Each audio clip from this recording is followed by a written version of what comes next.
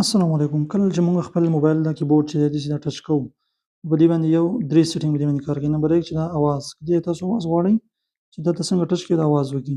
دا سیټینګ هم تاسو آن کولی شئ که چېرته ستاسو په هغې باندې نه وي. بل دا پریویو، زه ایچ وهم هلته ګوره ورکوډ ایچ لیکلی کېږي، نو تاسو ته پته ولګي چې کومه بټن ووهلم.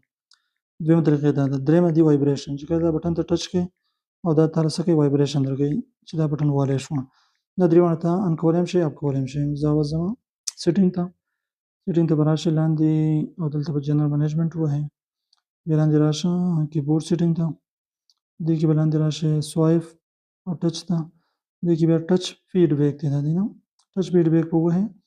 دې ځای کې چې دا ساوند غواړئ چې ته موبایل کیبورډ ټچ کړې اواز وکړي دا ووهه آن کړه، وایبریشن غواړئ دا آن کړه، او که کرکټر پریویو غواړئ چې تا ته کوم کرکټر وهئ اے بي سي وهئ هغه تا ته وښایي نو دا یو پسې آن کړه. زه اوس وایبریشن نه غواړم دا به بند کړمه، باقي دوه چې دا به آن وي. دې لپاره تاسو کوم یو سیټینګ غواړئ هغه کولی شئ.